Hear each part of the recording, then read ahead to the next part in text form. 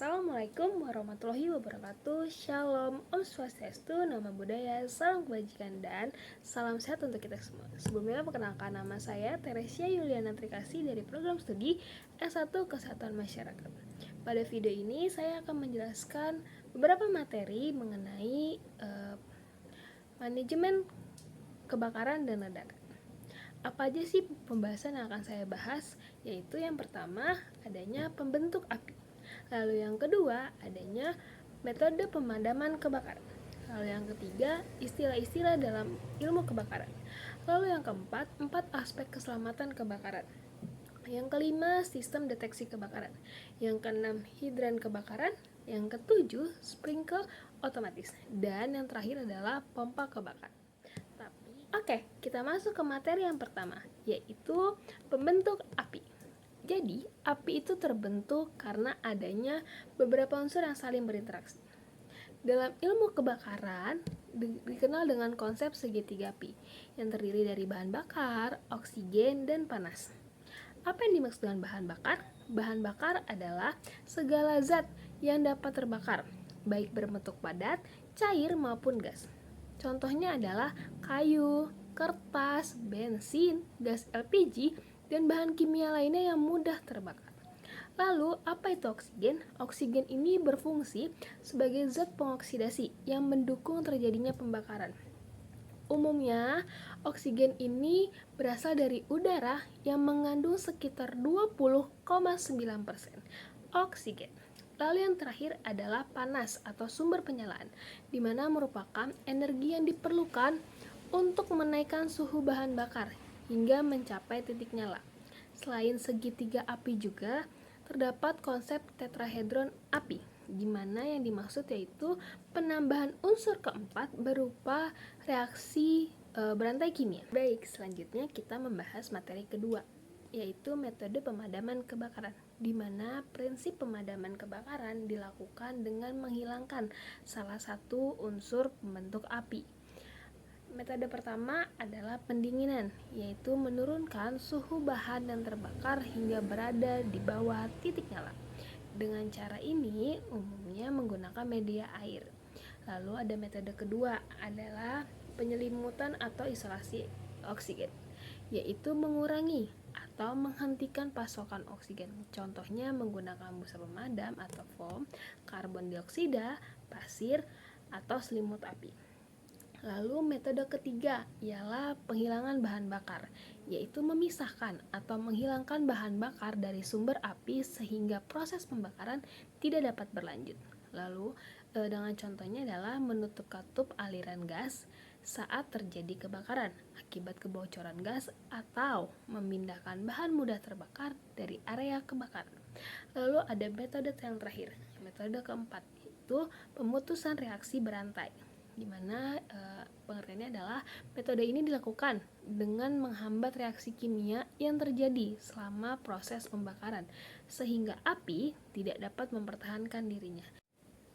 Next, kita masuk ke materi ketiga, yaitu tentang istilah-istilah dalam ilmu kebakaran. Pastinya dalam ilmu kebakaran itu banyak sekali istilah-istilahnya, tapi di sini aku akan menjelaskan beberapa istilah yang mungkin perlu kita sama-sama pahami. Yang pertama adalah combustion, yaitu proses pembakaran yang terjadi akibat reaksi kimia antara bahan bakar dan oksigen yang dapat menghasilkan panas. Lalu, yang kedua ada flash point atau titik nyala, suhu terendah suatu bahan bakar cair yang mengeluarkan uap atau gas akan menyala dan terbakar sekejap bila dikenai sumber panas atau pilot flame. Lalu yang ketiga ada fire point atau titik bakar, adalah suhu terendah suatu bahan bakar cair yang dapat mengeluarkan uap atau gas akan tetap menyala dan terbakar setelah sumber panas dihilangkan. Lalu yang keempat ada auto ignition temperature atau suhu penyalaan sendiri, di mana pengertiannya adalah merupakan temperatur yang paling rendah di mana suatu cairan akan menyala tanpa suatu sumber pengapian eksternal.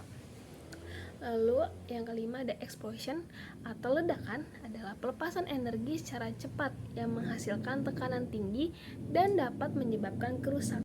Next, kita masuk ke materi keempat, yaitu tentang 4 aspek keselamatan kebakaran.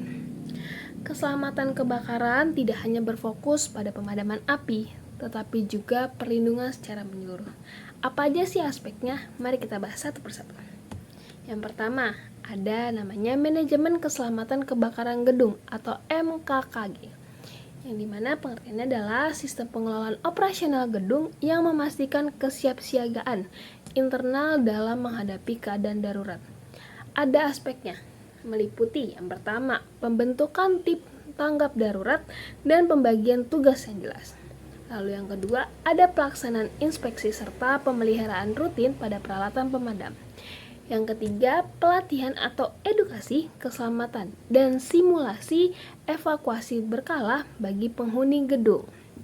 Lalu yang kedua, sistem proteksi kebakaran, yaitu sistem yang dirancang untuk mencegah, mendeteksi, mengendalikan, dan memadamkan api. Ini pun terbagi menjadi dua. Yang pertama adalah namanya proteksi aktif, sistem yang bekerja secara otomatis atau manual untuk memadamkan api seperti sprinkler, apar, dan hidran. Lalu ada proteksi pasif, di mana komponen arsitektur bangunan yang menahan penyeberangan api dan asap. Misal, pintu tahan api, dinding kompartemen, dan material anti api. Yang ketiga, adanya perencanaan akses pemadam kebakaran. Penyediaan infrastruktur yang memudahkan petugas dan mobil pemadam untuk menjangkau lokasi darurat. Hal ini pun mencakup yang pertama, ketersediaan jalan dan ruang manuver yang cukup lebar dan bebas hambatan bagi mobil damkar. Lalu ada jaringan pasokan air yang memadai seperti reservoir air dan hidran lingkungan yang berfungsi dengan baik. Lalu yang keempat adalah sarana penyelamatan jiwa.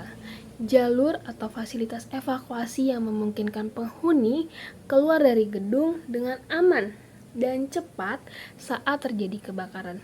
Aspek ini pun terdiri dari yang pertama, adanya pintu darurat dan tangga darurat berasap yang dapat terlindungi dari api. Lalu yang kedua, ada sistem pencahayaan darurat dan rambu arah keluar yang menyala terang saat listrik padam. Next, materi kelima, yaitu tentang sistem deteksi kebakaran. Sistem deteksi kebakaran ini merupakan bagian penting nih dalam upaya pencegahan dan penanggulangan kebakaran. Sistem ini berfungsi mendeteksi tanda-tanda awal kebakaran sehingga tindakan darurat dapat segera dilakukan. Apa aja sih jenis-jenis detektor yang umum digunakan? Kita bahas satu persatu. Yang pertama, ada detektor asap atau smoke detector. Ini merupakan detektor yang paling umum nih dan biasanya menjadi peringatan paling awal. Alat ini aktif ketika mendeteksi partikel asap di udara. Lalu yang kedua ada detektor panas atau heat detector. Detektor ini mendeteksi perubahan suhu. Sangat cocok digunakan di area yang banyak menghasilkan panas atau uap seperti dapur, ruang genset, dan tempat parkir. Lalu ada detektor api atau flame detector. Ini dirancang untuk mendeteksi radiasi sinar ultraviolet atau UV atau inframerah yang dipancarkan oleh nyalanya api. Detektor ini beraksi dalam hitungan detik dan umum digunakan di area berisiko tinggi seperti stasiun, pengisian bahan bakar, atau kilang minyak. Lalu ada namanya detektor gas atau gas detektor yang berfungsi untuk mendeteksi adanya kebocoran gas yang mudah terbakar seperti LPG atau LNG. Alat ini akan memicu alarm sebelum gas terakumulasi dan memicu adanya kebakaran. Lalu yang terakhir adanya detektor BEM atau beam detector.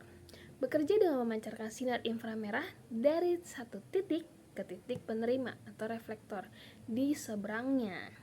Jika sinar tersebut terhalang oleh asap tebal kebakaran, alat ini akan langsung memicu alarm. Umum digunakan di ruang beratap tinggi seperti gedung, gudang, atau pabrik. Next, kita akan membahas mengenai hidran kebakaran. Jadi, hidran kebakaran ini adalah suatu sistem instalasi atau jaringan pemipaan yang berisi air bertekanan tertentu yang digunakan untuk sarana memadamkan kebakaran. Komponen utama hidran ini meliputi sumber air, pompa kebakaran, jaringan pipa, selang kebakaran, dan nozzle. Tetapi, hidran ini juga tuh dapat dibedakan berdasarkan lokasinya. Ada 3 lokasi. Yang pertama adalah hidran gedung. Dimana hidran gedung ini adalah hidran yang terletak di dinding pada lantai-lantai bangunan untuk keperluan pemadaman kebakaran. Lalu ada namanya hidran halaman, yaitu hidran yang terletak di halaman suatu bangunan yang dibuat dan dimiliki oleh bangunan tersebut untuk keperluan pemadaman kebakaran. Lalu ada hidran kota, yaitu hidran yang terletak di tepi jalan, dibuat dan dimiliki oleh pemerintah hanya untuk keperluan pemadaman kebakaran.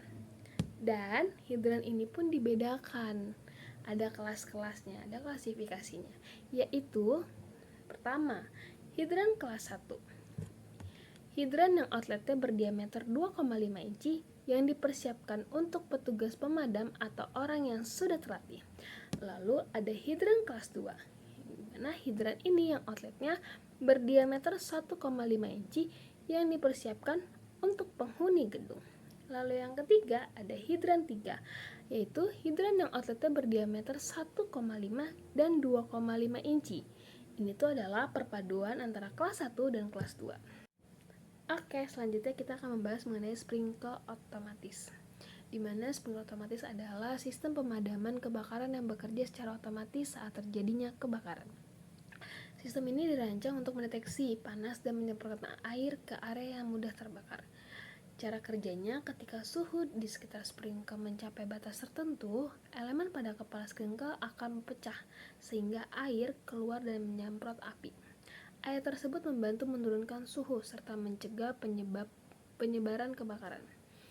Komponen utama sprinkler meliputi kepala sprinkler, pipa, sumber air, dan pompa kebakaran. Keunggulan sprinkler ini juga adalah mampu merespon kebakaran dengan cepat, mengurangi kerusakan akibat api, serta memberikan waktu bagi penghuni untuk melakukan evakuasi dengan aman. Oke, nextnya adalah kita akan membahas mengenai pompa kebakaran. Pompa kebakaran adalah alat yang berfungsi untuk meningkatkan tekanan dan aliran air dalam sistem pemadaman kebakaran, seperti hidran dan sprinkler. Pompa ini memastikan pasokan air tetap cukup saat terjadinya kebakaran. Pompa kebakaran akan bekerja ketika tekanan air dalam sistem menurun akibat penggunaan air untuk pemadaman. Air kemudian dipompa dari sumber air menuju jaringan pipa dan tekanan yang memadai. Secara umum, terdapat 3 jenis pompa kebakaran, yaitu pompa utama atau main pump, ada pompa cadangan atau standby pump, dan pompa jangka yang berfungsi untuk menjaga tekanan sistem tetap stabil. Keberadaan pompa kebakaran sangat penting karena membantu sistem proteksi kebakaran bekerja secara optimal, sehingga proses pemadaman dapat dilakukan dengan cepat dan efektif.